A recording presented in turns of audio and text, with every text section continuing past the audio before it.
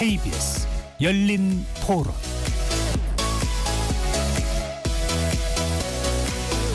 안녕하십니까? KBS 열린 토론 배종찬입니다.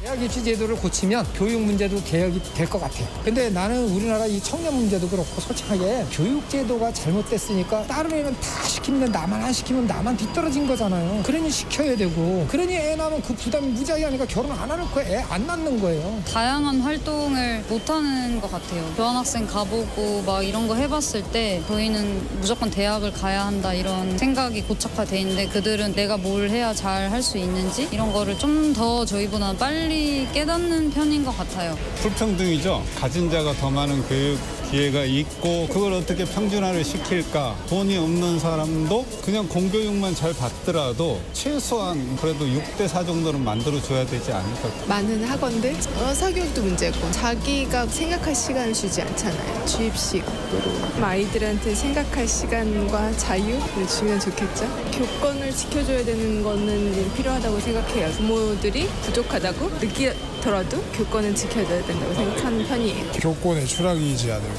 요즘 학생들이 너무 선생에 대한 예의가 없지 않나. 부모님들도 선생님을 좀 믿고 애들도 선생님을 따르면서 다 같이 두루두루 잘 지냈으면 좋겠습니다.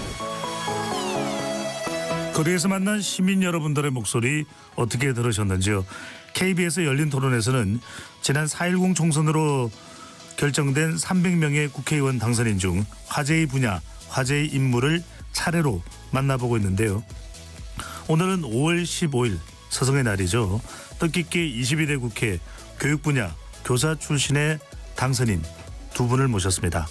지난해 7월 서희초 교사 사망 사건 이후 교권 보호 문제가 사회적 관심사로 떠올랐습니다. 교권 정상화를 위한 과제는 무엇인지 알아보고요. 윤석열 정부 3대 개혁 과제 중 하나인 교육개혁, 공교육 정상화를 위해 국회가 해야 할 역할도 함께 논의해 보도록 하겠습니다. KBS 열린 토론 지금부터 시작합니다. 치열한 토론 속에서 더 나은 세상을 찾아갑니다. 올바른 세상을 만드는 첫걸음.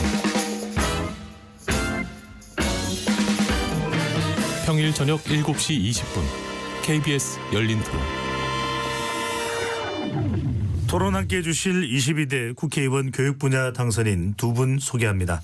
평교사 출신으로 교원단체 회장에 당선되셨고 이번 총선에서 부산 진갑 지역구에서 당선되셨습니다. 정성국 국민의힘 당선인 나오셨습니다. 반갑습니다. 강원 교사노조 위원장을 역임하셨고 오랜 기간 교사 생활을 해 오셨던 분이시죠. 이번에 비례대표로 당선된 백승아 더불어민주당 당선인 함께합니다. 안녕하세요. 백승아입니다. 반갑습니다. 네, 이번 22대 총선 이제 뭐 시간이 한 달여 정도 지났는데 정말 치열했습니다. 예. 자, 그 중에서도 두 분은 교사 출신 당선인이라서 오늘 서성의 날 더 남다른 의미가 있는데요. 먼저 국회의원이 되신 소감, 또 22대 국회에 임하는 자세 짧게 먼저 인사차 말씀을 해주신다면 먼저 정성국 당선인부터요. 예, 교육자로서 이렇게 국회의원이 되는 일들이 그리 흔치 않는 일인데 네.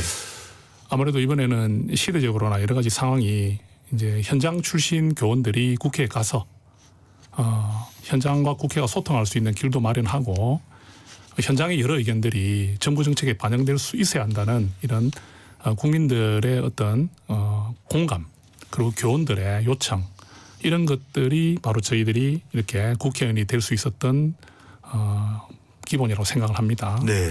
그래서 사실 굉장히 좀 막중한 책임감을 느낍니다. 왜냐하면 그러면 달라야 되지 않습니까? 뭔가 다른 걸 보여드려야 되는데 아무래도 저희들의 장점은 학교 현장을 직접 경험했다는 거거든요. 네. 그래서 정책이 이게 수립되면은 학교에 이제 도입됐을 때 이게 정말 현장 적합성이 맞느냐는 걸 볼 수 있는 그런 시각이지 않습니까? 그래서 그런 부분에서 많은 기대를 하실 것 같습니다. 예. 이번 국회 당선 중에서 대학교 교수 출신 또 뭐 예. 어린이집 뭐 교사를 제외하고는 초중고등학교 출신은 두 분이 유일합니까? 어떻습니까? 그리고 지금 그 혁신당에도 한 분이 그 현장 경험이 있는 걸로 저는 알고 있거든요. 네. 비례대표로 되신 분. 많지는 않습니다. 예, 거의 없다고 봐야 되죠. 예. 네. 백승하 당선인은 합당되기 전에 더불어민주연합에서 상당히 선거 전면에 나서기도 하셨었어요. 자, 이제 원내 부대표를 맡으셨는데 여당과 또 협상까지 맡아야 되는 그런 또 중책입니다. 22대 국회에 임하는 소감 어떠신지요? 네, 제가 국회의원이 된 계기는 서희초 사건과 그 후로 계속해서 이어진 학교 현장의 비극 때문입니다. 저는 교사 출신 국회의원으로서 무너진 공교육과 교권을 되살리기 위해 할 수 있는 것을 모든 것을 다 하겠다는 각오로 첫 발걸음을 떼려고 합니다. 그래서 사표까지 내고 정치에 입문하게 되었고요. 교사가 안전하게 가르칠 수 있고 학생들은 행복하게 배울 수 있는 환경을 만들고 싶습니다. 네. 현장 출신으로서 교육 전문성 있는 입법 활동을 하려고 최선을 다할 것이고요. 모두가 괴로운 교육 환경을 모두가 행복한 학교로 만들기 위해서 혼신의 힘을 다할 것을 약속드립니다. 그렇군요. 상당히 또 비장하게 말씀 주셨습니다. 이제는 교사가 아니라 이제 정치인의 길로 거듭나는 건데 사실 우리가 뭐 학생이 아니었던 사람이 있을까요? 네. 또 스승과 함께 시간을 안 보냈던 사람이 있을까요? 먼저 정 당선인부터 지금 우리 교육의 가장 현장의 가장 큰 문제 또 교사들의 가장 큰 고충 뭐라고 생각하십니까? 아무래도 선생님들이 마음껏 가르칠 수 있는 환경이 안 돼 있다는 겁니다. 제가 2022년 4월까지 학교에서 수업을 했거든요. 그 교총회장이 되기 전에 바로 선생님으로 학생들을 계속 가르쳐 왔거든요. 예. 그런데 이게 지금 어떻게 변하고 있냐면 그 선생님들이 가르치는 행위들이 전부 다 학생의 정삭대가 된다든지 이래서 아동학대로 신고가 되는 케이스들이 많아졌고요. 그다음에 심지어 요즘 또 뉴스에도 많이 나오고 있는데 그 현장 체험학습을 가서 생긴 사고조차도 이제는 이제 선생님들이 책임을 무한정 가져야 되는 식으로 된단 말이죠. 그러면 우리 앵커님 예전에 그 소풍 갈 때 얼마나 기다리셨습니까? 그 뭐 저는 매일 기다렸죠. 예, 비 오는 날 뭐 비에 오지 마라 달라고 막 기도하고 그랬던 기억들이 생생한데 예. 그 학생들의 추억을 쌓아줄 수 있는 그 현장 체험학습조차도 이제는 선생님들이 나가기 힘들어지는 가기 싫다는 거죠. 이제 가고 싶지 않다. 왜? 만에 하나 여기서 학생이 누가 다치거나 문제가 생기면 오롯이 우리 선생님들이 책임져야 되는 이런 구조라면은 예. 이에 대한 두툼한 보호를 해줄 수가 없다면은 누가 아이들을 데리고 나가겠습니까? 그것도 갔다 온 데서 뭐 선생님들한테 주는 인센티브가 있는 것도 아니고 그래서 그리고 이게 열심히 가르쳤는데 이걸 형사학대로 신고하는 예 하나 들여드릴게요. 숙제를 안 해왔다고. 예. 왜 숙제를 안 해왔니? 그 숙제 해와야 되지 않느냐. 그래 하잖아요. 그 다음날 또 안 해왔어요. 어떻게 해야 됩니까? 당연히 좀 야단을 친다는 의미로 훈계를 해야 되잖아요. 저는 항상 숙제를 해 갔었어가지고. 그 저는 가르치다 보면 숙제 안 오는 학생들도 뭐 겪으니까. 네. 근데 그거를 학생이 받아들일 때 만약에 이제 기분이 나쁘거나 집에 가서 만약 엄마한테 이야기하면서 뭐 엄마 내 오늘 선생님한테 야단 맞으면서 굉장히 힘들어서 기분 안 좋아서 울어버렸다. 선생님이 격노나 격분을 했더라. 그런 식으로 표현한다든지. 그러면 이게 정서적 학대가 되는 겁니다. 이게 아동복지법에 나와 있는 정서적 학대거든요. 알겠습니다. 이게 살아있는데 예. 어떻게 교육을 할 수 있겠습니까? 이게 제일 큰 고충이죠. 교권 확보 관련해서도 이런 학부모들의 목소리가 또 필요는 하지만 지나치게 높아진다. 정서적인 학대로 오인받기 십상이다. 백성화 당선인께서는요. 네네. 가르칠 수 있는 용기.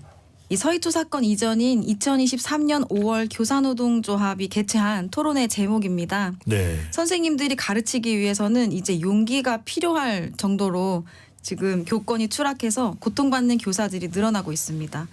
학생들은 수업권을 침해받고 있고요. 또 심화된 경쟁 교육으로 영혼이 말라가고 있는 그런 지경입니다.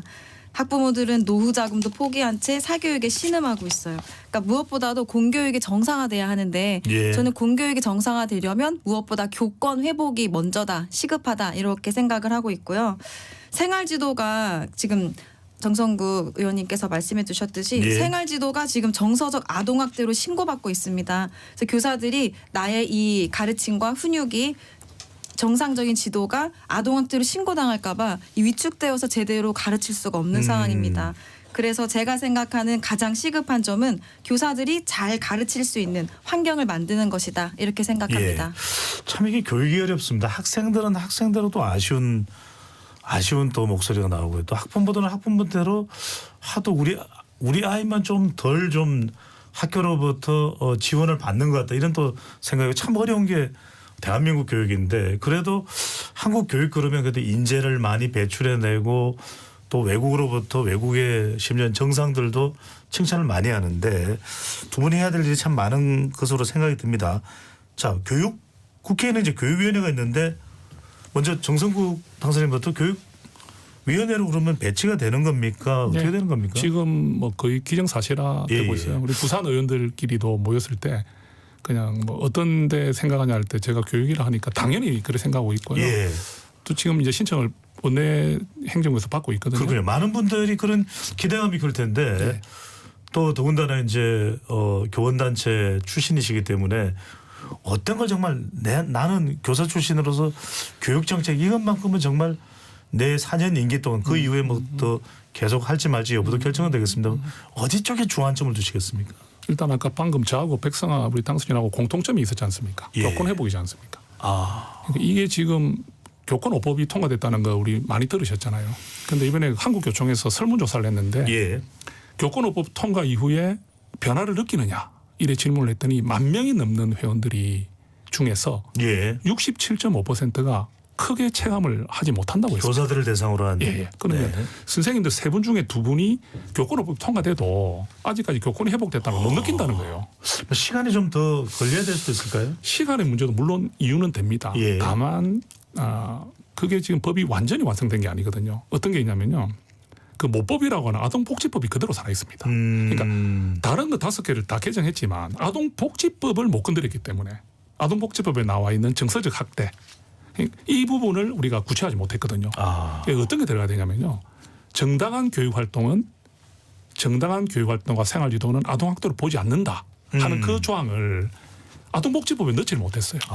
그러다 보니까 이게 지금 아직까지 완성된 게 아니다. 그러면 제가 이제 국회에 가서 꼭 하고 싶은 게 아동복지법 개정을 제가 좀 서둘러야 된다 생각을 합니다. 예.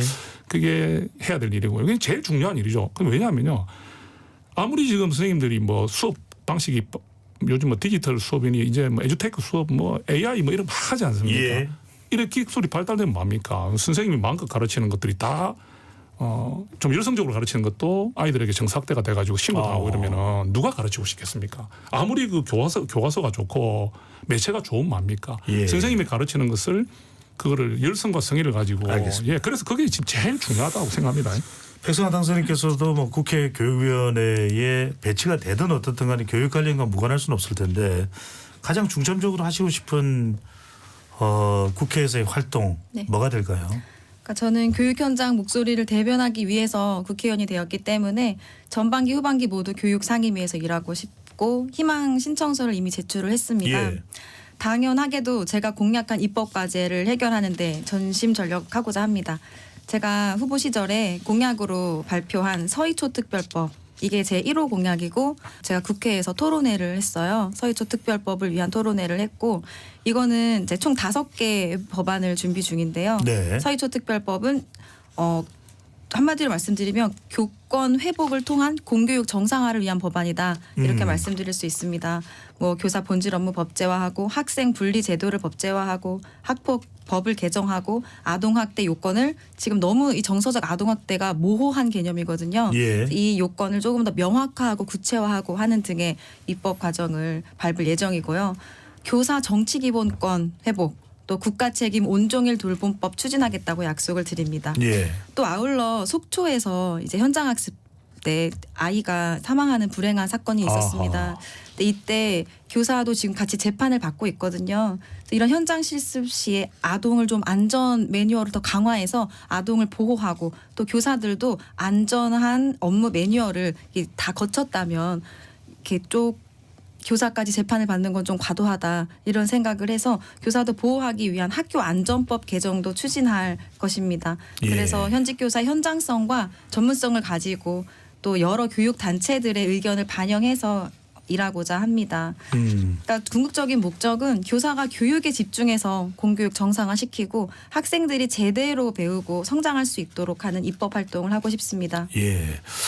참 두 분 필요한 그런 정책에 대한 포부를 가지고 계신데 정말 이게 적지 않은 또 활동으로 보입니다. 그러려면은 많은 또 공감대도 얻어야 되고 또 4년이라는 시간이 또 워낙 빨리 훅 가더라고요. 그래서 더 좀 서둘러야 되지 않을까 하는 생각 드는데 자, 중요한 건 하여튼 국회에서는 정부 정책에 대한 평가도 많이 내리게 될 텐데 이 부분을 좀 지금부터 집중적으로 여쭤보겠습니다.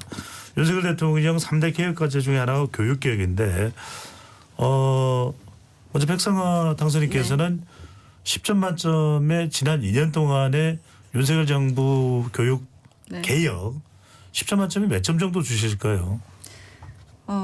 2023년에 그 여야 합의로 교권사법이 개정된 것은 잘했다고 네. 생각을 하는데 선언적 내용에서 좀 그쳐버렸습니다. 네. 그래서 교사노조연맹이 얼마 전 조사한 바에 따르면 교사들이 현 정부 교육 정책에 대해서 70% 이상이 F 학점을 주셨어요. 이거 어디에서 나온 조사 결과인지 좀 여쭤봐도 교사노조 될까요? 연맹이 교사들을 교사노조 상대로 연맹이 네, 설문조사를 한 것이고요. 지난해입니까 올해입니까? 올해입니다. 네. 그러니까 이것은 윤석열 정부가 학교 현장 교사랑 소통하지 않고 현장에 맞지 않고 준비되지 않은 정책을 밀어붙였다. 또 교육 예산을 다른 데 전용하면서 정작 교육에 투자하지 않았다. 이런 방식으로 사업을 좀 졸속적으로 추진했기 때문에 현장 교사들에게 이런 평가를 받은 것이 아닌가 생각합니다. 네. 사업은 했는데 좀 아주 치밀하지는 못했던 거 아니냐. 네. 자, 교사 노조에서는 그렇게 점수를 줬습니다. 백성화 당선인은 10점 만점에 몇 점 주시겠습니까? 저도 뭐 현장 교사들을 대변하러 나왔으니 공감하는 바입니다. 네, 몇 점은 이야기는 하신 거였고. F 학점. 자, 정성국 당선인은 예. 윤 정부의 교육계 물론 아직 끝난 건 아닙니다. 예, 아직 진행 중이죠. 임기가 진행 중이죠. 3년 남았기 때문에 예. 몇 점 정도를 주시고 어떤 점이 좀 집중적으로 진행이 되고 보완이 돼야 되겠다. 장단점을 좀 말씀을 해주시면요. 점수를 뭐 또 매기기는 좀 그렇고 왜냐하면 진행 중이니까 우리가 네. 그 뭐든지 그 어떤 정책을 추진하다 보면 그게 이제 완성이 됐을 때 아까 말한 대로 학점을 주든지 뭐 점수를 줘야지 한참 진행되고 있는 거를 뭐 F다 이렇게 하는 거는 좀 표현이 과한 것 같고요. 네. 그 국민들이 사실은 이 늘봄 정책이라든지 이런 것들을 찬성하고 있거든요. 저는 교총회장 취임할 당시 때도 늘봄을 반대한 적은 없어요. 왜냐하면 제가 선생님으로 있어 보면 학부모님들께서 아이를 맡기고 싶어하는 것은 학교입니다. 그 심정을 우리가 안 헤아릴 수는 없거든요. 그래서 저는 뭐냐면 학부모님들이 학교에 아이를 맡기고 싶어하는 것은 공감하지만 다만 이 늘봄 업무가 선생님들이 첨가되는 것은 반대한다. 그래서는 안 된다. 분명한 스탠스를 취해야 되지 않습니까? 그 늘봄이 지금 이제는 윤석열 대통령의 아주 핵심 공약이잖아요. 그래서 전국적으로 시행이 이제 됐습니다. 되고 있고 잘 지금 들어오고 있거든요. 그래서 여기서 이제 우리가 그럼 늘봄 정책이 들어오는 것을 학부모들이 반대합니까? 안 하거든요. 지금 아이를 책임지고 돌봐주겠다는데 누가 반대하겠어요? 그러면 선생님들의 바람은 선생님들은 물론 늘봄 반대하는 분도 있지만 또 다수의 분들은 늘봄이 들어오는 건 어쩔 수 없다 친다면 이 늘봄을 우리가 맞지 않도록 확실한 선을 꺼달라.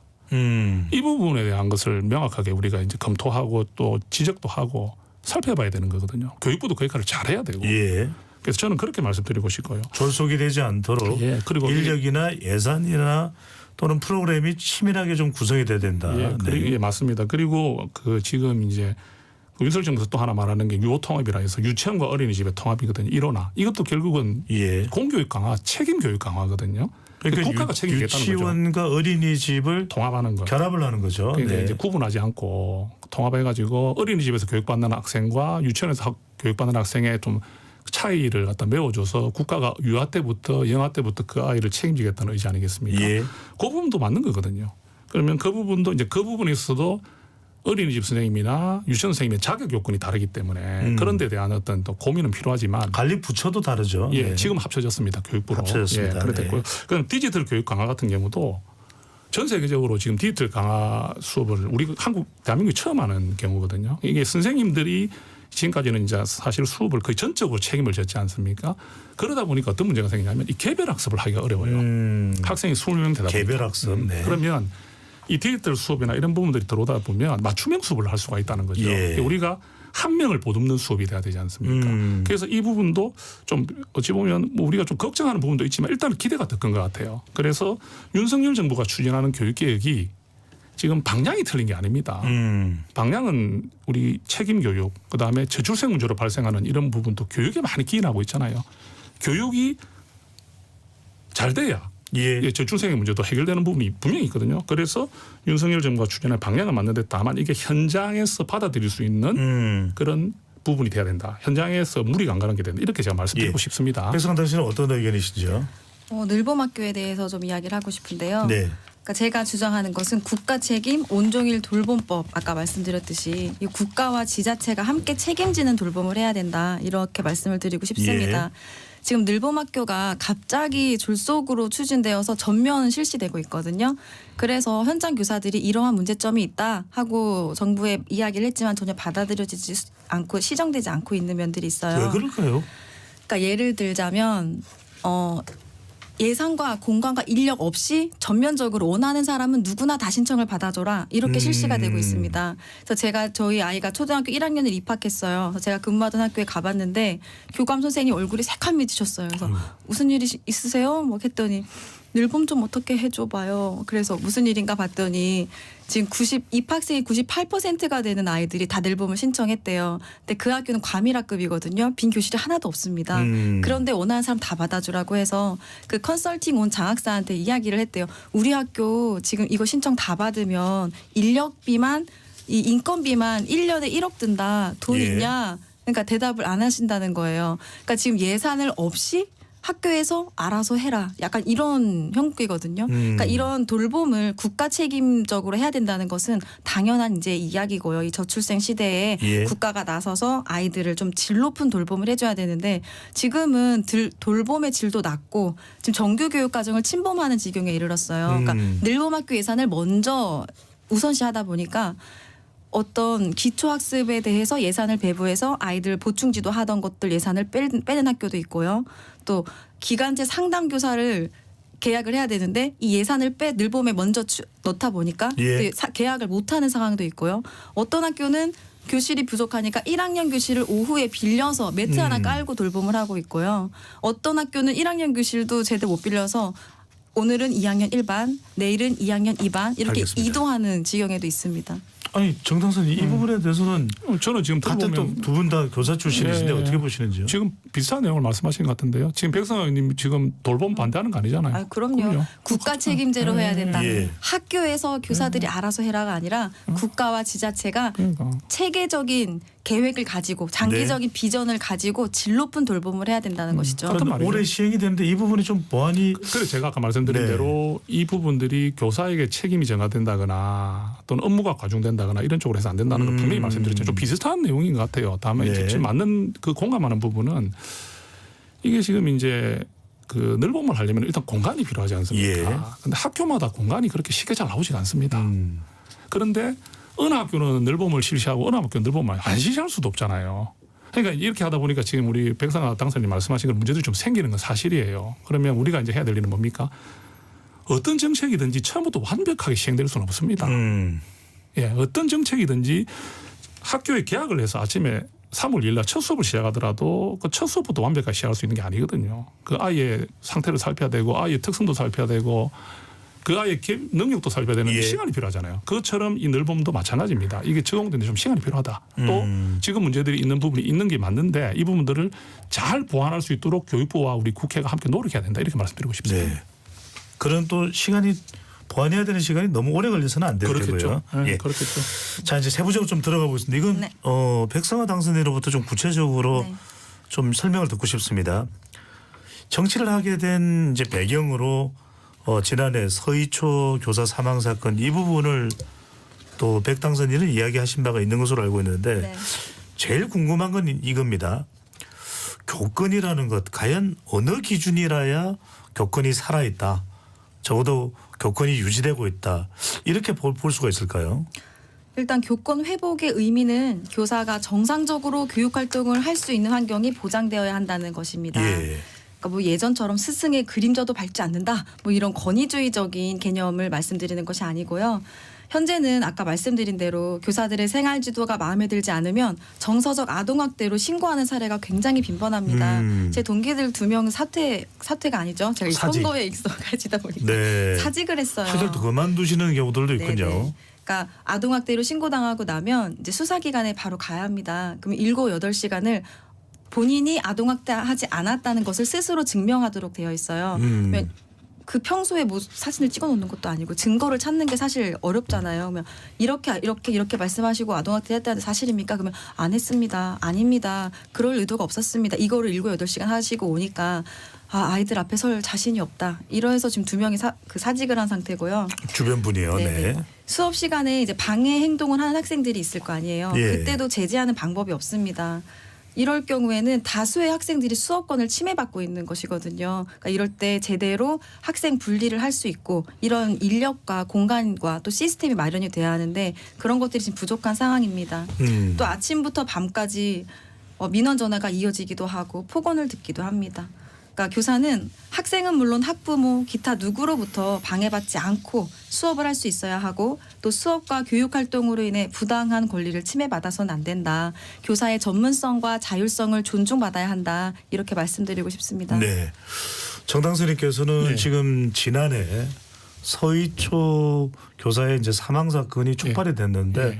참 안타까운 건 다시 더 우리가 그 이전으로 돌아가서 그랬던 사례들이 속속 발견이 되고 있습니다.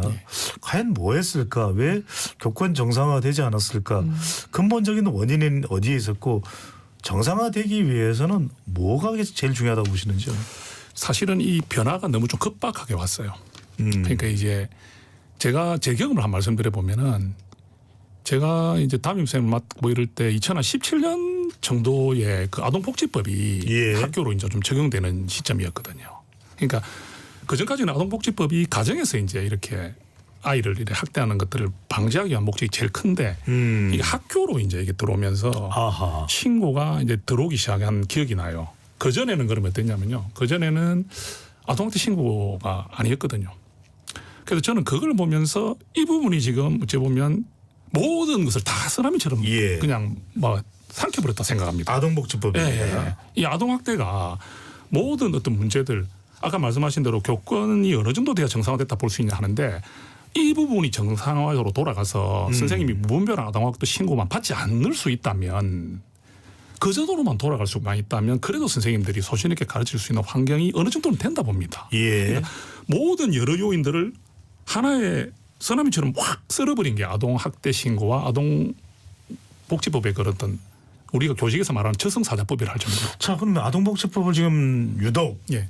정당선님께서는 강조를 하고 계시는데 아이가 주변 친구들로부터 뭐 따돌림을 당했다. 이걸 이제 집에 갔을 때 또 경하게 금치 못하는 학부모는 학교로 아동 폭력, 학교 폭력을 이야기 안 할 수는 없을 테고. 맞죠. 예. 그러면 구체적으로 아동복지법이 어떻게 보완되고 또 좀 조치가 개정이 돼야 된다고 보시는 건지요? 그렇죠. 정서적 학대 규정을 좀 확실하게 그 규정을 지어야 될 것 같아요. 그 정서적 학대라고 딱 해놓는 것보다 어떤 사례가 있는지를 아주 세밀하게 하지 않으면 이게 좀 어렵지 않느냐. 왜냐하면 코 걸면 코에 걸무리가 코걸이 뭐 이런 예. 이야기 하지 않습니까? 그래서 그런 부분이 지금 숙제입니다. 저희들한테. 알겠습니다. 예.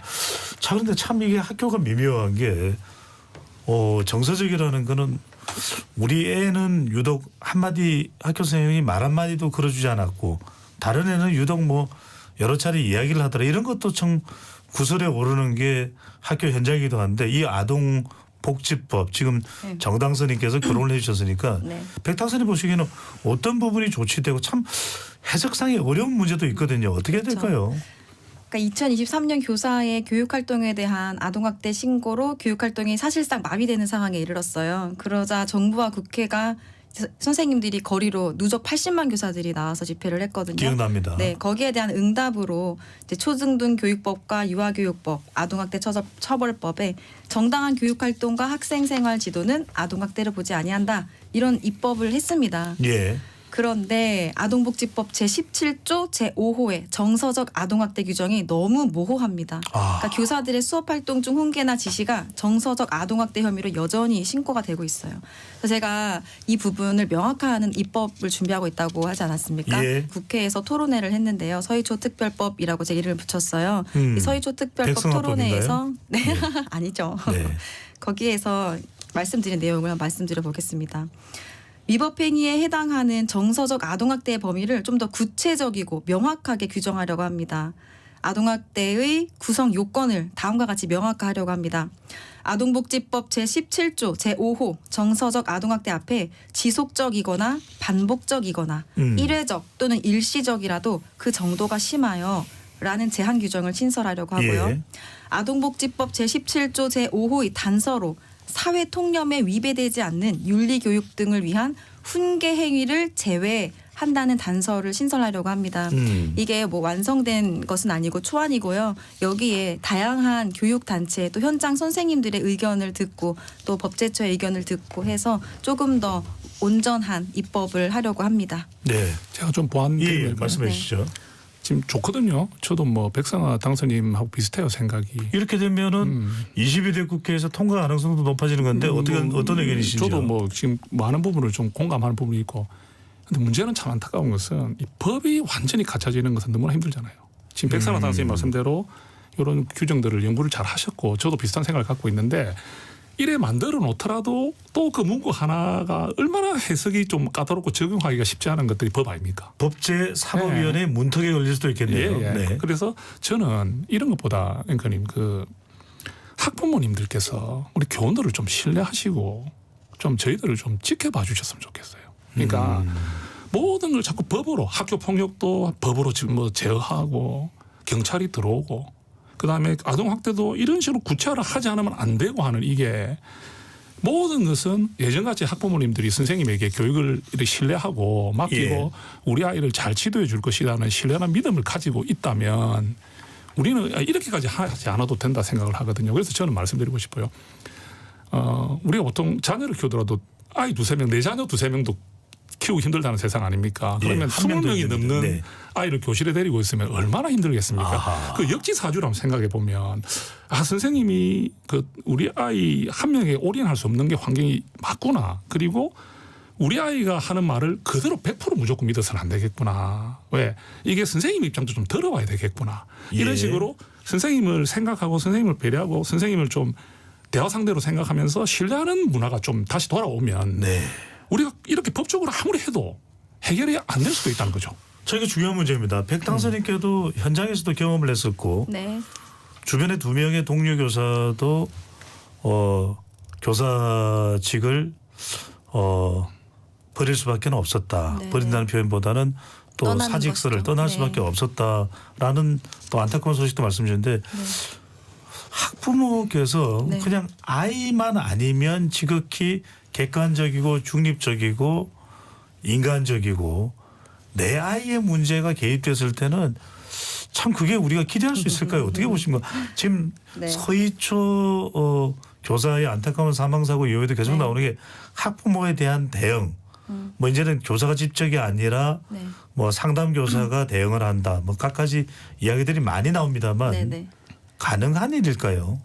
지금 학교 현장은 작년에 서희초를 시작으로 호원초, 무녀도초, 고용산초 등등등 굉장히 많은 선생님들의 죽음이 드러났잖아요. 예. 그러니까 작년 서희초 사건으로 학교의 민낯이 드러난 것이고 이런 교권 추락은 굉장히 오래전부터 진행이 되었던 일입니다. 그래서 교사들을 믿어주세요라는 말로 사건을 이 상황을 갑자기 좋은 방향으로 바꾸기는 어려울 것 같고요. 하지만 근본적으로는 옳은 말씀이십니다. 다만 저는 일단 교사의 모든 행위들이 법적으로 법령으로 제한받고 있거든요. 그렇기 때문에 정서적 아동학대 또한 법령으로 규정을 만들어서 교사가 생활지도를 하는 것이 아동학대로 신고받지 않도록 최소한의 법적 조치는 입법은 해야 한다. 이게 선제적으로 이루어져야 한다는 입장이고요.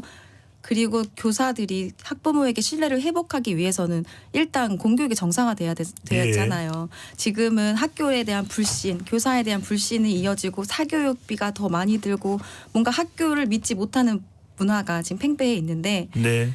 교사랑 학부모를 자꾸만 언론이나 어떤 사회에서는 갈등을 일으키는 그런 구조로 만들고 바라보게 만드는데요.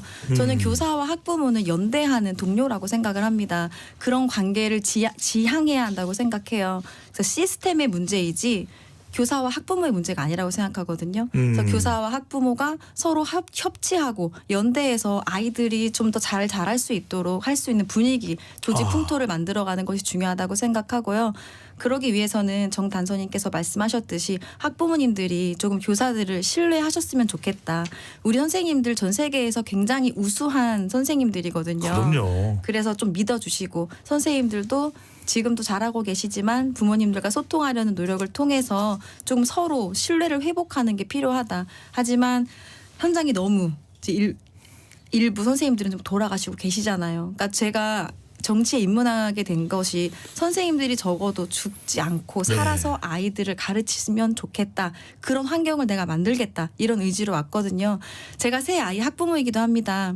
전 선생님들 굉장히 신뢰하고 존경하고요. 제가 교사를 할 때도 학부모님들이랑 통화하고 상담을 굉장히 생활화 해왔어요. 그래서 서로 신뢰가 회복이 됐습니다. 그렇게 된 상황에서는 제가 자존감 프로젝트, 뭐 자존감 향상 프로젝트, 역사교육 어떤 것을 해도 학부모님들이 신뢰해 주시거든요. 예. 그러니까 레포 형성을 해서 서로의 신뢰를 회복해야 한다. 이것은 정말 필요한 일이고요. 그 전에 법적으로 조치는 취해야 된다. 그래서 시스템을 먼저 만들어야 한다. 시스템을 이게 만들어야 제 된다. 생각입니다.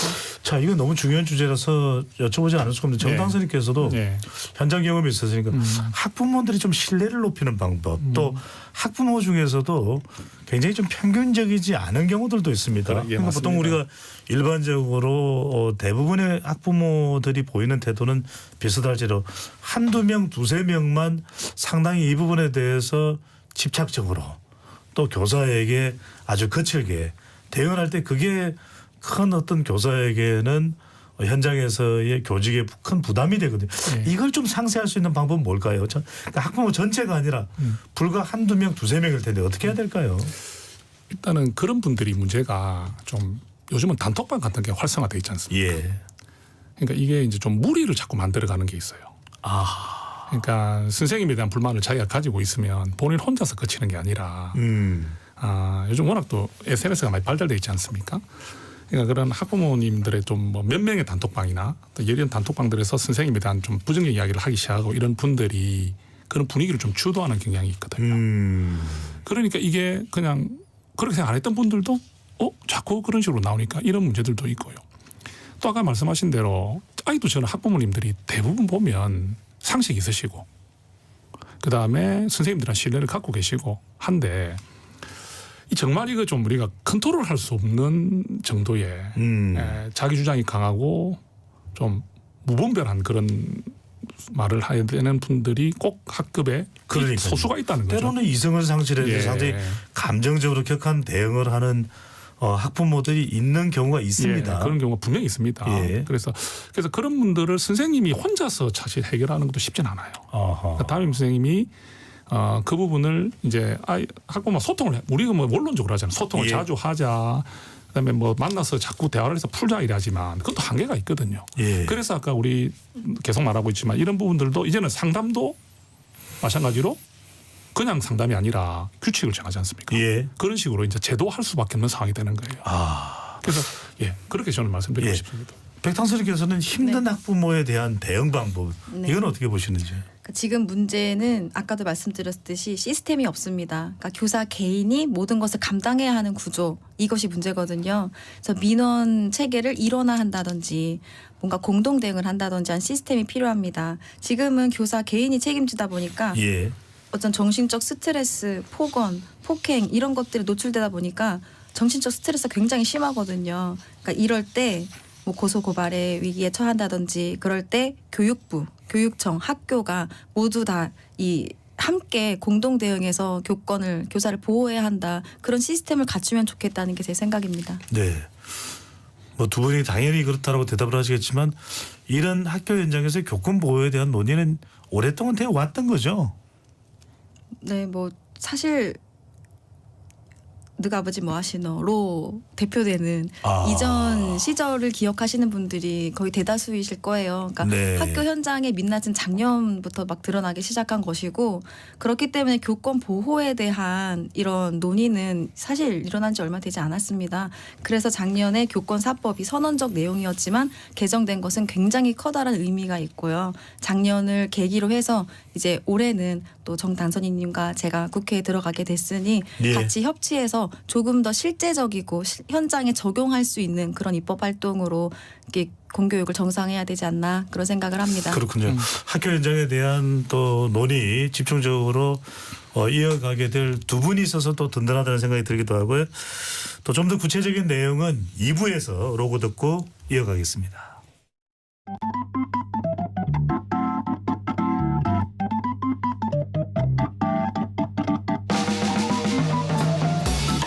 세상을 바꾸는 질문 열린 토론이 시작합니다. KBS 열린 토론은 언제나 열려 있습니다. 단문 50원, 장문 100원의 유료 문자 샵 9730 그리고 KBS 어플리케이션 콩으로 여러분의 의견을 남겨주세요.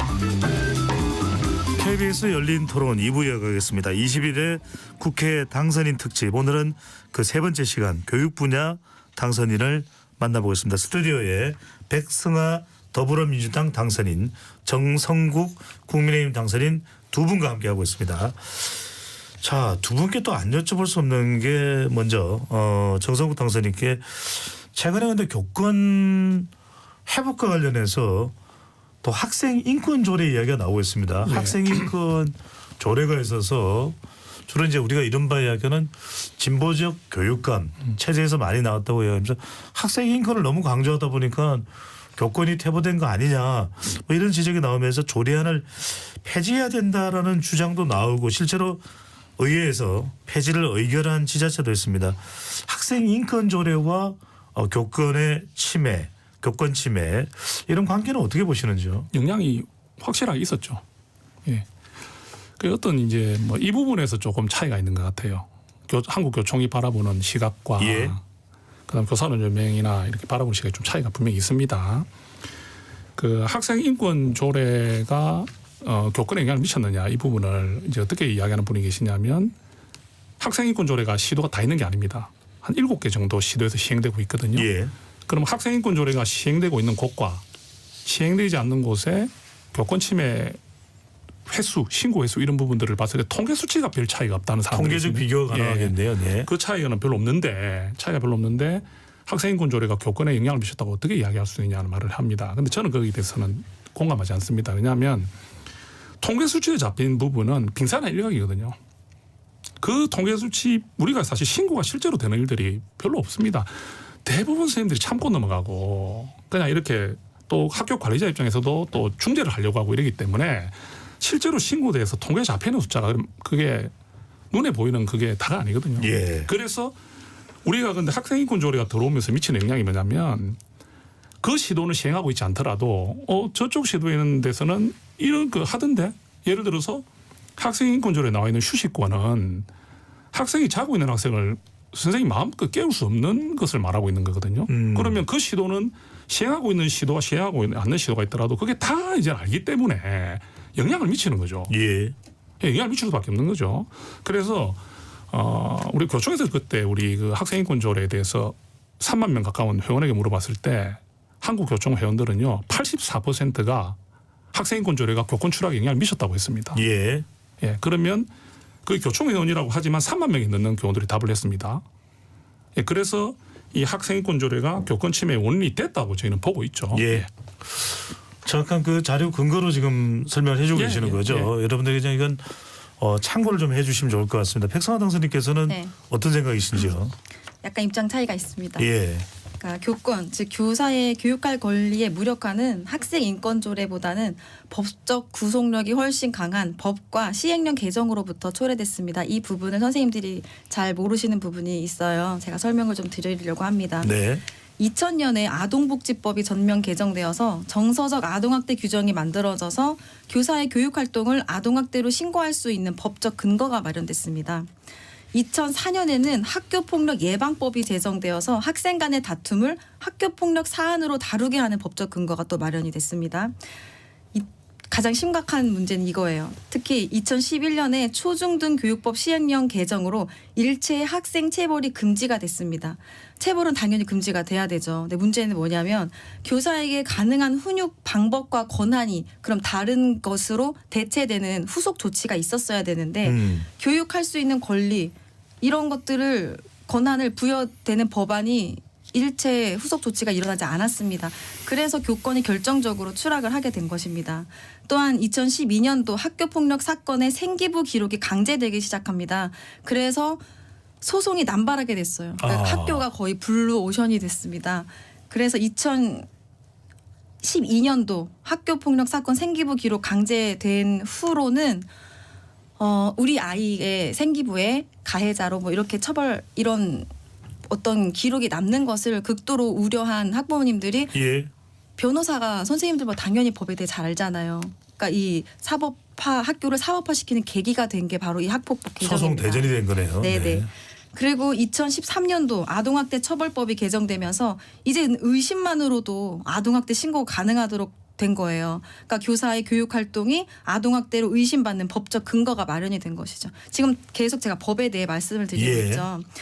그와 동시에 아동학대로 벌금형만 받아도 교직에 있을 수 없도록 하는 아동복지법 개정이 이루어지면서 학부모가 아동학대 신고를 악용할 법적 근거가 더 강화되었습니다. 그러니까 학생인권조례가 17개 교육청 중에 6개 교육청에만 제정되어 있음에도 교권이 추락한 현상은 전국 모든 지역에서 다 나타났거든요. 예. 이것은 학폭법, 초중등 교육법, 아동학대법 시행령을 통해 교사가 교육할 권리를 제약받았기 때문입니다.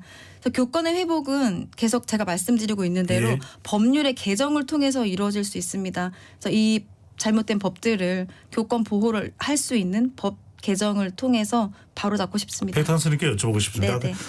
6개 교육청에만 있다고 네. 하는 이 학생 인권 조례의 내용은 다 네네. 똑같습니까? 조금씩은 다른데 대체적으로 네. 선언적 내용이 많습니다. 그 조례보다는 법이 훨씬 더 법적 구속력이 있는 것이거든요. 그래서 조례는 좀 상징적인 의미가 있고 저는 사실 이 학생 인권 조례보다도 교권을 보호할 수 있는 법을 만드는 것으로 선생님들을 지키고 싶고요. 알겠습니다. 저는 이렇게 생각합니다. 학생 인권과 교사의 교권은 상충되는 개념이 아니라 교사의 교권을 세움으로 해서 학생 인권을 지킬 수 있다 이렇게 생각하거든요. 지금 학생들이 수업에 침해를 받아도 예. 교사가 제재할 수가 없잖아요. 그러니까 학생이 수업권을 보호하기 위해서 교권을 회복시켜야 되고요. 또 학교에서 학교 폭력이 일어나도 교사가 학생을 지켜줄 수가 없잖아요. 그러니까 교권을 확립해서 학교 폭력으로부터 학생들을 지켜줘야 한다. 교권 확립을 통해 학생들을 인권을 지켜줘야 한다. 저는 그렇게 생각합니다. 정당수님께 여쭤보고 아까 학생 인권 조례 이야기하셨어요. 근데 이제 폐지 이야기가 나오는데 예.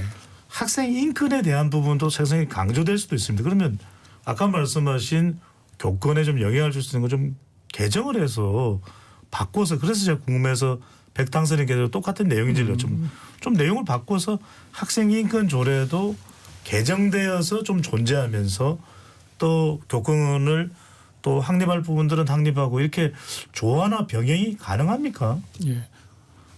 저 아까 백성희 선생님 그 말씀 중에 하나 좀 드리고 싶은 말씀이 예. 아까 하신 말씀에서 학생인권 조례가 교권 추락에 영향을 안 미쳤다는 근거하고는 좀 설득력이 좀 떨어지는 것 같아요. 지금 설명하신 내용들이 학생인권 조례가 교권하고 추락과 관계가 없다는 그 어떤 논리를 대신하기보다는 예. 그 뭐 체불금지법이 생기고 뭐 아동 학대 신고 같은 게 들어옴으로 인해서 교권 추락이 된 것이다고 한다면 맞습니다. 그럼 학생인권 조례도 거기 들어간다는 거죠. 여러 이유 중에서 분명히 들어간다는 거죠. 특히 그 진보 교육감이라고 하시는 분들이 대부분 제정인 거거든요. 그쪽은 진보 교육감이 제정한 법이기 때문에 거기 있는 관리자들이나 이런 분들이 다 영향을 안 받을 수가 없습니다. 그게 왜 선언적 의미입니까? 선언적 의미로 됐다면은 그 학생 그 조례를 왜 만듭니까? 사실 영향이 크죠. 학교에 있는 학식보다 더 영향이 크잖아요. 그래서 궁금한 건 예. 폐지가 아니라 예. 교권에 침해되는 부분만 교정을 해서 학생인권 조례는 존치할 수는 있느냐 이런 걸 여쭤본 겁니다. 그 말씀 맞습니다. 교총에서 네. 그랬거든요. 그 분명히 말씀 좀 드릴게요. 저는 교총회장 재직 시절에 학생인권 조례를 폐지하자는 말을 한 적이 없습니다.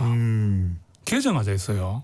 그러니까 폐지라는 부분은 또 우리가 어떤 또 분란이 일어나냐면 분명히 학생인권도 조례가 생긴 이유가 있을 거잖아요. 그만큼 우리 교육이 좀 딱딱했다는 거죠. 예. 딱딱한 부분들을 학생의 인권을 보강하는 부분을 누가 반대하겠습니까? 예, 그런 차원이라고 좀 생각하시면 될 것 같아요. 네. 아까도 말씀드렸듯이 조례보다 힘이 센 것이 법령입니다. 그러니까 저는 교권보호법을 만들자는 입장이고요. 학생인권조례가 만들어질 당시에 교권보호조례도 만들어서 올렸습니다. 그런데 반대에 부딪혀서 학생인권조례만 통과되고 교권보호조례는 통과가 안 됐어요. 교권보호 조례가 없나요? 없습니다. 그러니까 저는 교권보호조례보다 훨씬 더 힘이 강력한 교권보호법, 서희초 특별법, 또 여러 가지 법안을 통해서 이 공교육을 정상화하고 교권 침해받는 선생님들을 지키겠다 이렇게 말씀드리겠습니다. 이 부분에 대해서는 어떤 생각이십니까? 그렇죠. 교권 보호를 하는 법을 만드는 걸 반대하는 게 아니잖아요. 지금 제가 드린 말씀은 학생인권 조례가 교권 추락의 원인이었다는 그 이유 중에 분명히 들어간다는 말씀드린 거고 예. 당연히 교권을 강화시키는 법이 필요하다는 부분은 그거는 뭐 저희들 선생님들도 다 원하는 거죠. 그런 알겠습니다. 말씀드리고 싶습니다. 정당 씨가 또 여쭤보고 싶은 것이 정확한 수치는 뭐 말씀 안 드리겠습니다. 제가 한 여론조사 결과를 보고서 깜짝 놀랐던 적이 있습니다. 이건 뭐 좀 지나간 이야기니까 한 20년 전에 조사 결과를 보면은 초등학생들이나 또는 중학생들의 장래희망을 보면 선생님 될 거예요 하는 사람들이 많았는데 최근에 조사 결과를 보면 줄어도 너무 급격히 줄었다는 이야기를 합니다. 이렇게 선생님에 대한 위상 변화 어디에서 원인을 찾아야 될까요? 그게 또 연결이 되네요. 결국은 선생님들이 이제 교육자로서의 매력을 못 느끼는 부분. 그러니까 우리 사회가 이제 선생님을 바라보는 눈빛이 스승이란 개념에서 많이 벗어났잖아요. 그러니까 그러니까 선생님이 스승이라는 그런 부분이 이제 많이 퇴색됐기 때문에 저는 뭐 그런 영향이 크다고 보고 있습니다. 그래서 참 가슴 아픈 일인데 우리가 이제 그래서 제가 말씀드리는 게 이 학교 회복 운동 같은 느낌 그런 게 필요하다는 말을 좀 드리고 있거든요. 구체적으로는 어떻게? 그러니까 이제 교육 3주체가 서로 존중하는 이런 문화 운동 우리가 또 운동도 필요합니다. 그러니까 정개 운동도 필요하다는 거죠. 언론도 그런 걸 많이 좀 방송도 해주셔야 되고 교원단체도 교육 3주체가 같이 가는 이런 부분을 하지 않으면 교사로서의 메리트를 느끼지 못해서 지금도 교대가 지금 성적이 많이 떨어지고 교총에서 한 설문에서 다시 태어나도 교직을 선택하겠느냐는 질문을 했는데 네네. 교사들에게 했거든요. 네. 몇 프로 나왔을 것 같아요. 그러니까 다시 태어나도 선생님을 하겠다. 이 비율이 몇 프로쯤 될 것 같습니까? 제 애간장을 태우지는 마시고요. 뭐라고 했을까요? 20%가 안 됩니다. 19.7%가 나왔습니다. 무슨 말이냐면 선생님 5분 중에 한 분만 나는 다시 태어나도 교직을 하겠다 했다는 말은 이게 난 지금은 하고 있지만 다시 태어나면 이거 안 할 거야. 저는 사실 예전에 제가 선생님한테 그런 걸 물었다면 난 다시 선생님 하고 있다는 생각할 것 같거든요. 그 말은 대다수가 이제는 교직의 매력을 못 느낀다는 거예요. 이게 여러 이유가 있지만 사실은 이 최근에 있었던 이 서희초 사건을 비롯해서 교직 좀 경시풍토, 교권 추락 이런 부분들이 크게 작용했다고 봅니다. 또 이 공교육이 자꾸 무너졌다 하니까 이상하게 이게 내 책임인 것처럼 느껴지는 거예요. 사실은 공교육이 무너졌다기보다는 공교육에서는 나름 우리가 역할을 하지만 지금 사실 보십시오. 수능 같은 경우도 그렇지 않습니까? 그 어려운 고난이 문제를 맞추기 위해서 고등학교 선생님들이 가르칠 수 있는 부분에 한계가 있다는 거거든요. 근데 그런 부분보다는 선생님이 교육을 못해서 그렇다는 식으로 돼버리면 안 되는데 이런 데 대한 어떤 우리의 좀 굉장히 좀 부담 이런 것들이 교직의 인기를 하락시키고 교직의 메리트가 떨어지는 계기가 됐지 않나 참 그런 마음이 좀 듭니다. 네, 백탄 선생님께서는 어떻게 보시죠? 저는 참 요즘에 이런 현실이 잘 와닿지가 않는 게 어릴 때 첫사랑은 교생 선생님이었고 정말 군사부 일체를 외우면서 아버지와 임금님과 선생님을 갖다 서성의 노래를 부르면 눈물이 흐르고 왜 이렇게 바뀌었을까요? 제가 아이들을 고학년을 위주로 많이 맡았는데요. 저는 이렇게 교사가 교직이 천직이다 이렇게 생각했고 아이들이랑 되게 소통하고 행복하게 시간을 보냈는데 그런 덕분인지 아이들이 특히 여학생들은 저희 반 아이들이 나중에 나 선생님 되고 싶어요. 선생님 같은 선생님 될 거예요. 이렇게 말할 때 제가 그래라 이런 말이 선뜻 안 나오더라고요. 왜냐하면 아까 말씀드린 대로 학폭법, 초중등교육법, 아동학대법 이런 졸속 입법으로 인해서 교육을 제대로 할 수 없는 상황에 내몰렸습니다. 언제 고소를 당할지 모른다는 불안감이 있는데 그래서 제대로 훈육을 할 수 없는 상황이 되었는데 어떻게 교사들이 소신을 갖고 지도를 할 수가 있겠습니까? 그러니까 교육할 권리 보호에 대한 법적 미흡함이 교사의 사회적 지위를 낮추는 역할을 했습니다. 또 하나 말씀드리고 싶은 것은 교사는 교육 전문직이라고 생각하거든요. 그런데 정부 정책은 전문성만 강조할 뿐 전문성 발휘의 필수적인 자율성을 인정하지 않고 타율로 이렇게 강제해왔어요. 그러니까 현장 교사들이 교육 현장을 가장 잘 아는 전문가들인데 예. 교육부나 교육청에서 내려오는 지시를 수행하는 어떻게 보면 제일 밑에 이렇게 하수인격으로 전락을 해버렸기 때문에 선생님들의 교사 자존감이 굉장히 낮아져 있는 상태입니다. 교사들이 전문가로서의 자긍심에 깊은 상처를 받았기 때문에 또 사회적 지위가 떨어졌기 때문에 이런 것들이 교사에 대한 어떤 매력을 떨어뜨리게 한 원인들이 아닌가 이렇게 생각합니다. 네. 백탕 선생님 지금 네. 그냥 이제 궁금해서 여쭤봅니다. 네네. 지금 초중고 교사들에 대한 경제적 보상은 좀 어떻습니까? 다른 직종과의 네. 뭐 급여라든지 이런 부분들은 어떻게 교직 내부에서는 평가를 하시는지요? 그러니까 OECD 국가 중에 가장 높다 뭐 이런 이야기들을 세간에서는 하는데요. 평균적으로 볼 때 선생님들이 굉장히 박탈감을 많이 느끼고 있고요. 지금 물가가 많이 올랐잖아요. 예. 근데 그에 비해서 월급은 임금이 많이 오르지 않았거든요. 제가 첫 발령 받았을 때보다 지금 시간이 17년이 지났는데 그때 제가 받았던 첫 월급과 지금 현재 선생님들이 신규 교사들이 받는 월급이 거의 몇십만 차이가 안 나더라고요. 예. 네. 정당 선생님 이 경제적 보상 부분은 어떻게 약하죠. 요즘 네. 바깥에서는 누구라도 희망이 뭐냐면 교대에 가서 교사 돼야지 안정적이잖아. 그래서 상당히 경제적으로도 안정적일 거라고 생각하는데 어떻게 보시는지요? 이게 선생님들의 월급이 아까 백상학 당선인 말씀대로 저희들 이제 좀 많이 부족합니다. 그 이유 중에 하나가 제가 예전에는 연금을 받는 시절이 그러니까 선생님들이 박봉이지만 연금이 나름 공무원 연금 이런 게 잘 돼 있었다고 보잖아요. 그런데 최근에 2000년대부터 해서 연금 개혁이 많이 이루어졌고 예. 지금도 연금 개혁을 한다고 지금 하고 있습니다. 그러면 선생님들은 사실 상대적 박탈감 또는 또 처우가 이렇게 좋다 생각 안 하면서도 좀 묵묵히 할 수 있었던 것이 연금이 좀 컸었어요. 근데 지금은 연금조차 흔들리고 있고 노후에 대한 보장도 지금 안 되는 상황이거든요.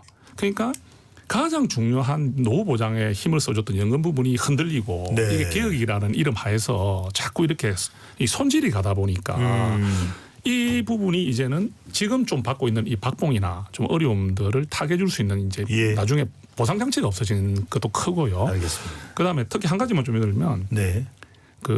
우리 수당 같은 거 있지 않습니까? 최근에 우리 담임 수당, 부장 수당 올랐다고 하는데 이게 뭐 20년 동안 오르지 않던 게 뭐 7만 원 오른다든지 또는 뭐 10몇 년 동안 2만 원 오르고 했던 것들 그러니까 10년, 20년 단위에서 2만 원, 3만 원 오를 정도밖에 안 된다면 네. 담임을 맡는다 하더라도 알겠습니다. 뭐 보상이 없는 거예요. 예. 그러니까 힘든 일을 하고 싶지 않겠죠. 제가 자꾸 알겠습니다 말씀을 드리는 이유는 가뜩이나 교권에 대한 매력이 떨어졌다는데 이 부분이 너무 집중적으로 나오면 안 될 것 같습니다. 예. 네. 자, 남아있는 시간이 많지 않아서 조금 짧게 핵심적으로 답변을 좀 해주시면 좋을 것 같은데 그래서 지난번에도 이제 이런 교권 회복을 위해서 많은 교사분들이 함께 모여서 목소리를 내는 자리가 있었는데 교권 회복이나 교육 정책에 대한 목소리를 내기 위해서는 교사들에게도 정치 기본권이 필요하다 이런 목소리가 나오기도 하는데 또 한편으로는 아이들에게 좀 교사가 정치적으로 입장을 표명하면 영향을 받는 거 아니냐 이런 부분이 있는데 정치적 기본권이 교직사회에 주어지는 것에 대해서는 어떻게 보시는지요? 예. 교총도 좀 일관되게 주장한 게 이제 선생님들의 정치 참여 그러니까 우리가 예를 들어서 공무 담임법 선거 공개 같은 부분 있지 않습니까? 이렇게 말씀드리면 지금 백상학 당선인하고 저하고 사임을 했거든요. 사표를 썼습니다. 그러니까 저희가 국회의원 선거를 나간다거나 교육감 선거를 나가려면 사임을 해야 됩니다. 그래서 대학 교수는 휴직을 하면 됩니다. 그러니까 저희는 아예 그냥 이번에도 저도 이제 많이 고민했던 게 이 인재 영입 제안이 왔을 때 제일 고민했던 게 한국교총 회장직과 초등학교 선생님을 동시에 사임해야 되는. 이게 얼마나 그럼 완전 당선이 안 됐다. 어찌 되는 겁니까? 이 미래가 보장되지 않잖아요. 근데 대학 교수님들은 보통 휴직했다가 다시 돌아오고 이런 경우들이기 때문에 선생님들이 이제 출마 자체가 안 되는 거죠. 그러니까 교육 감성을 나가고 싶더라도 퇴임하고 나서 그러니까 퇴직하고 나서 나가는 애들이 일반적이거든요. 예. 그러다 보니까 우리가 지금 제 보면 이게 굉장히 차별적 요소라고 보고 있고요. 그래서 저도 그런 부분은 개선돼야 한다고 분명히 생각을 합니다. 다만 네. 이 이제 특히 우리 교육 공무원 같은 경우는 학생에게 영향을 많이 미치는데 저희가 어떤 그 정당을 직접 가입을 한다거나 교원이 예. 또는 특정 후보를 지지 반대할 수 있다거나 또는 수업 중에 어떤 정치적인 표현을 할 수 있다는 식으로 이것 쪽으로 이렇게 확대되는 부분은 좀 신중하고 조심해야 된다. 예, 그런 부분은 그 자라나는 아이들이 볼 때에 교사들이 그런 부분을 이렇게 하는 부분들이 아이들에게 바로 받아들여지는 수 있기 때문에 예. 아이들에게 영향은 주지 않는 차원 정도라면 예. 어떨까라는 말씀. 백당선님께서는요. 그러니까 저나 정성국 당선자님은 최초로 현직 교사가 사표를 내고 국회의원이 된 케이스입니다. 그러니까 교사들은 사표를 내야만 공직선거에 출마를 할 수 있다 보니까 국회나 지방의회에 교사들이 진출하는 것은 거의 찾아볼 수가 없습니다. 이렇게 입법 과정에 현장 전문가인 교사가 없었기 때문에 교육 현장의 의견이 반영되지 못해서 현실과 동떨어진 법과 정책들이 만들어져 왔고 어떠한 의견도 표명을 하지 못한 예. 역사가 있습니다.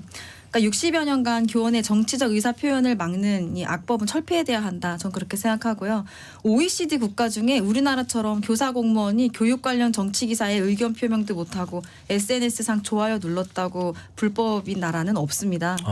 공교육을 담당하는 교사가 정당 가입도 정치 후원금도 다 불법이지만 사교육 관련 종사자들은 다 합법이거든요. 그러니까 교권이 추락하고 잘못된 교육 정책이 공교육을 망치고 있어도 교사의 목소리를 반영할 수 있는 이 대의민주주의 통로가 완전히 차단되어 있는 상태입니다.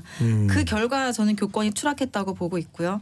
공교육이 훼손되고 국민들이 사교육에 의존하게 만드는 이런 악순환이 반복되어 왔다. 예. 이렇게 생각을 합니다. 정치 기본권 회복이 학생들에게 정치적 선입견을 준다는 우려가 있는 것은 저도 잘 알고 있습니다. 예. 그러나 교사들이 종교의 자유가 있다고 해서 학생들에게 특정 종교를 강요하지 않거든요. 그것처럼 알겠습니다. 교사가 특정 정당에 가입하고 후원금을 낸다고 해서 학생들에게 정치적 영향을 미칠 것이라는 것은 과도한 우려라고 보고요. 교육의 그런 종교 중립과 마찬가지로 정치 중립도 교사 개인의 정치적 행위에 대한 것이 아닙니다. 저는 이렇게 학생들에게 특정 종교나 이념을 강요한다면 법적 처벌을 하는 장치를 만들어서 알겠습니다. 교사의 정치 기본권이 회복된다고 해도 학생들에게 강요하지 않는 그런 환경을 만들어야 된다고 생각합니다. 예. 참 선생님이란 자리가 참 쉽지 않은 자리인 것 같습니다. 뭘 해보려고 하면 아유 선생님인데 예. 선생님이 그러셔서 되겠어요? 뭐 이런 것들이 늘 옥죄어하지 않았을까라는 생각이 듭니다. 자, 끝으로 한 두 질문 정도가 남아있는데 참 이게 중요한 질문인데 뭐 따로 떼어놓으면 무한정 또 토론을 해도 시간이 모자랄 판이고요. 바로 사교육 관련된 부분도 두 분도 굉장히 큰 관심이 있을 텐데 뭐 공교육을 강화한다. 사교육을 좀 최대한 축소한다. 이게 가능한 일일까요? 먼저 백탕선님부터 사교육 그 많은 사교육비 학원을 가고 학원 선생님은 야단치고 격분해도 학부모들이 말도 한마디 못한다는 이야기도 들려오고 뭐 이게 시간이 많지 않으니까 조금 짧게 말씀해 주시면 좋을 것 같은데 가능은 한 일일까요? 어떻게 해야 될까요? 그러니까 공교육이 정상화되어야 이제 이 사교육 카르텔이 사라지지 않을까 이렇게 생각합니다. 그러면 이 공교육 정상화를 위해서는 어떻게 해야 할까 생각해 보면 교사들이 안전하게 가르칠 수 있는 환경을 만드는 데서 공교육 정상화가 시작될 거라고 봅니다. 교사들의 전문성과 자율성을 존중하고 배움과 성장이 가능한 수업을 할 수 있는 환경을 만들어줘야 한다고 생각해요. 지금 교사들이 행정 업무가 굉장히 많습니다. 게다가 돌봄, 방과후 학교, 학교 폭력 모든 업무들이 다 교사들에게 책무가 부과되면서 예. 지금 교사들이 가장 중점적으로 해야 할 것은 수업과 생활지도거든요. 그러니까 질 높은 수업을 하려면 수업 연구를 할 시간이 있어야겠죠. 그러면 공교육이 정상화되고 사교육에 의존하지 않게 될 거 아닙니까? 예. 근데 교사들이 지금 가르치는 일보다 여러 부수적인 일들에 교육 외적인 것들에 집중하다 보니까 지금 공교육 정상화가 필요한 시점입니다. 예, 좀 더 교사의 전문성을 발휘할 수 있도록 좀 업무량이라든지 또는 행정 관리라든지 이런 게 좀 뭔가 정리해야 될 것 같다는 말씀이죠.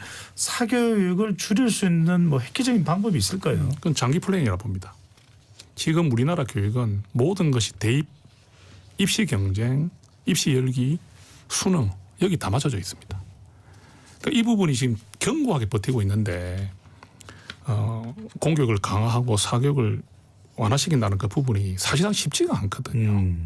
자, 내 아이를 좋은 대학에 보내고 싶은데 아무리 공교육을 강화한다 하지만 경제적 여건이 되는 분들은 아이를 좋은 학원에 보내서 더 공부시키고 싶지 않겠습니까? 무슨 수단 방법을 총동원 하더라도. 예, 그렇죠. 그 마음을 우리가 나쁘게 볼 수만은 없잖아요.